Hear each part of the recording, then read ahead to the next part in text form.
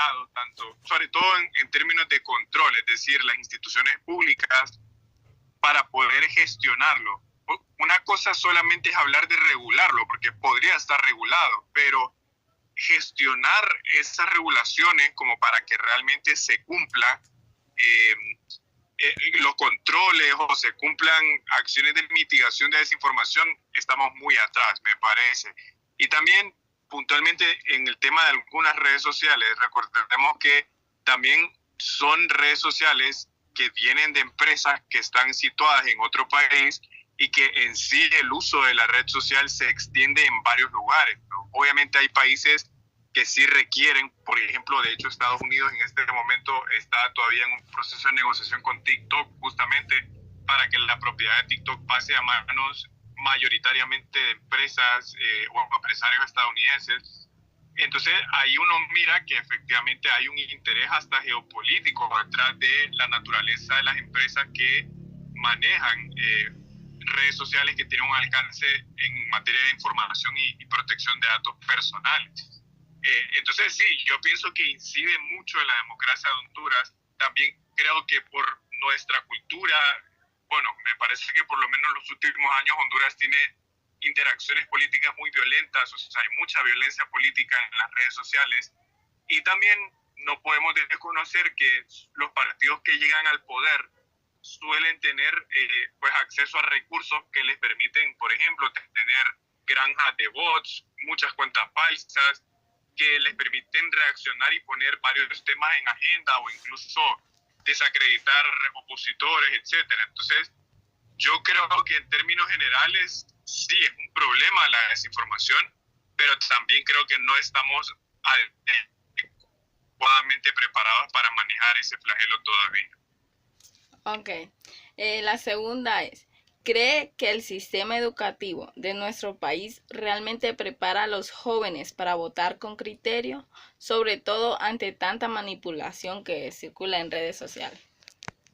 No, no creo. De hecho, por ejemplo, bueno, yo vengo de la Facultad de Derecho de la Autónoma y ahí no hay una clase, por ejemplo, de derecho electoral. Sí hay clases como derecho constitucional que medio hablan un poco de derechos políticos y elecciones, pero es muy superficial. Y en otros países, por ejemplo, el derecho electoral que se centra justamente en procesos electorales es ampliamente desarrollado. Honduras no es ese caso. Entonces, por un lado, creo que es una base pues deficiente lo que tenemos en el país, orientado a que la gente de etapas tempranas de su vida académica entienda las dimensiones y lo importante que es participar en un proceso electoral. Y pues yo creo que también viene muy de niveles pequeños, ¿verdad? No solo en la universidad, sino que nos enseñan de cultura ciudadana, de cívica. Todo eso tiene mucho que ver en cómo nosotros entendemos los procesos electorales, la importancia del voto. Y también es verdad, y esto lo explican muchos expertos en comunicación política, que la política, y si metemos ahí el derecho al sufragio dentro de pues, ese concepto bien amplio que es la política, los procesos electorales son bien emocionales. Las campañas políticas están hechas para movilizar ciudadanos sobre la base de las emociones. Entonces, eso hace cada vez menos probable que las personas racionalicen no solo el voto, sino en general su participación en un proceso electoral. Entonces, entender todo eso requiere que el sistema educativo, pues justamente, prepare a las personas sobre todas esas dimensiones y eso no sucede. Y Honduras no es el único país, realmente eso incluso en países como Estados Unidos pasa, porque pues, obviamente no todo el mundo orienta su día a día a entender cómo funciona la política, ¿no? Entonces eso permite que las campañas se armen en función de llegar a las emociones de las personas y sobre esa base tratar de moverlos a ir a votar por X o Y candidato. Ok. 4. ¿Qué diferencias? No, espérame. 3 es. En su opinión, ¿qué podría hacer el Consejo Nacional Electoral para frenar la desinformación en redes sociales durante las campañas políticas? Bueno, no es mucho lo que puede hacer mientras no haya una ley que le permita actuar, porque lo que puede hacer el CNE, que igual yo creo que no lo hace tan extendidamente como podría hacerlo, son campañas de concienciación, es decir, campañas donde se le expliquen ese tipo de cosas a la gente y que las personas pues ya entiendan que es un tema importante en un proceso electoral. Eso lo puede hacer, pero realmente si lo pensamos, por ejemplo, si el CNE llevara a cabo una campaña sobre ese tema, recordemos que para que eso sea efectivo tiene que llegar a mucha gente y la gente lo tiene que entender.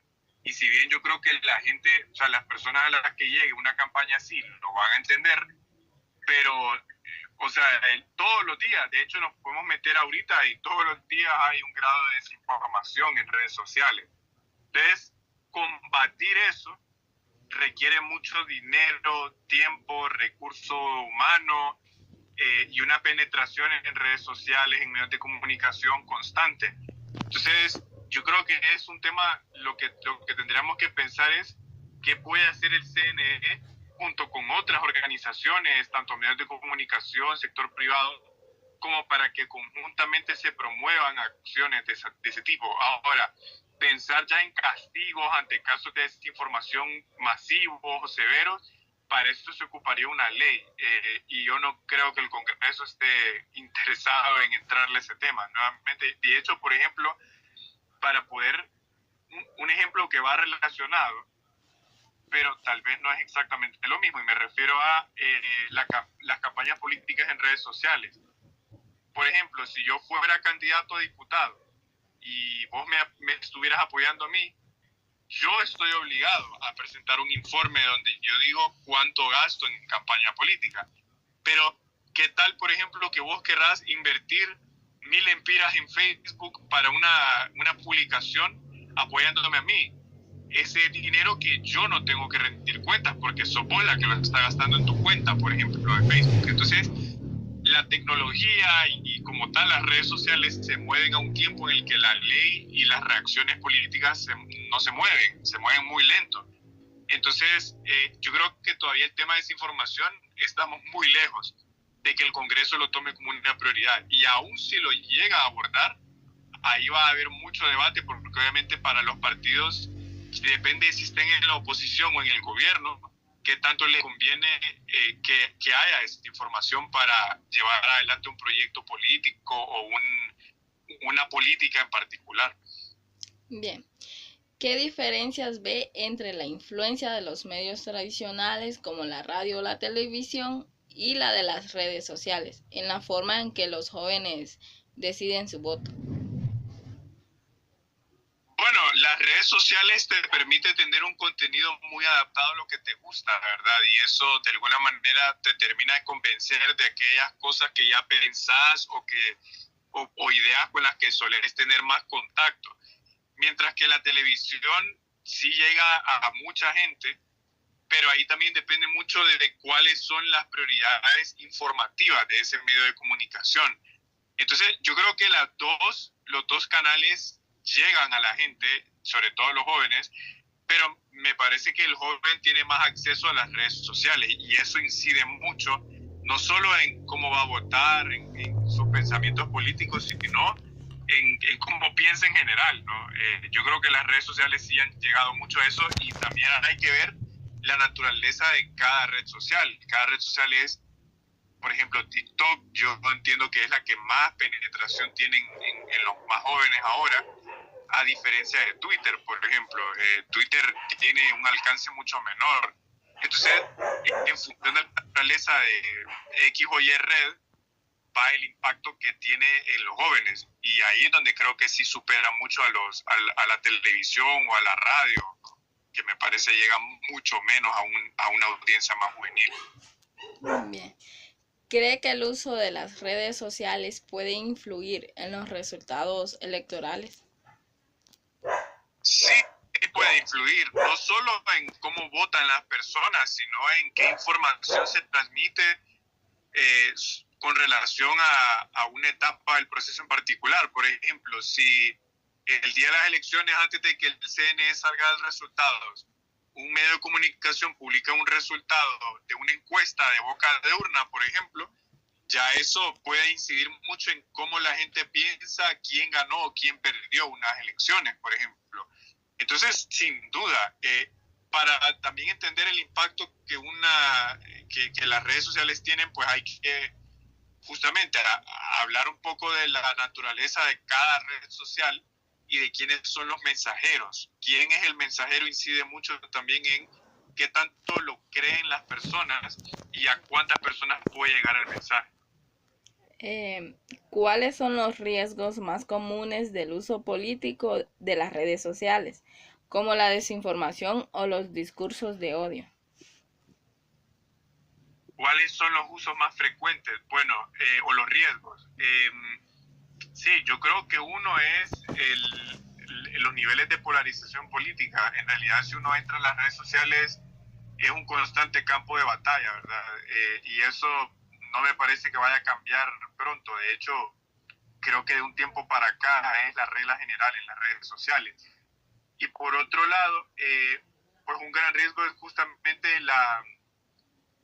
el margen de maniobra que tienen las instituciones. Es decir, una institución, pues si bien es una autoridad, pero para que la gente tenga confianza, crea y obedezca a esa institución, de alguna manera tiene que saber llegar a las personas.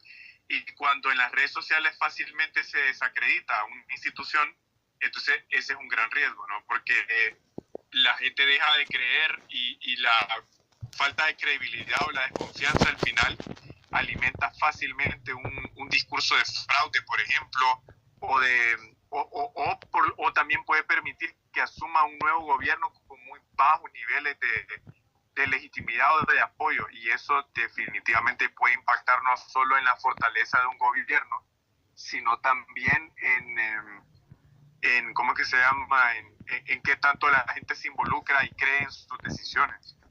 Okay. Por último, ¿qué ventajas tienen los jóvenes políticos o movimientos emergentes al utilizar redes sociales frente a los medios tradicionales?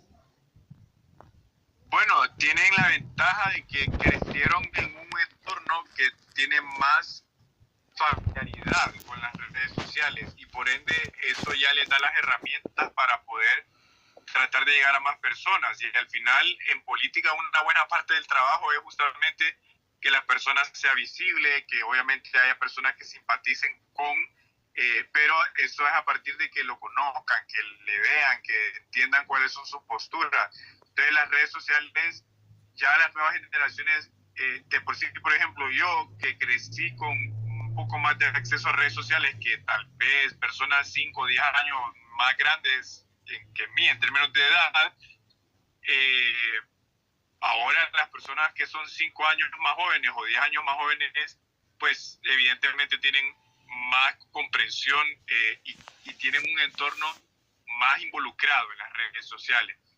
Entonces, eso les da una gran ventaja. La pregunta es cómo utilizar ese acceso, ese conocimiento en las redes sociales, no solo para ganar seguidores, sino pues justamente para que si una persona se lanza a política y usa las redes sociales como un puente para comunicarse con las personas, que lo haga de forma correcta, porque de lo contrario, entonces sencillamente es una persona joven, pero con prácticas de políticos que pues tienen muchos años en la política, valga la redundancia, y que pues sencillamente llegan a un cargo para su beneficio y no el del país. Entonces, creo que las herramientas son nuevas, las habilidades son nuevas, pero obviamente que depende para qué se utilice eso. Bien, muchas gracias, Rafael, eso va a ser todo. De verdad, mil gracias.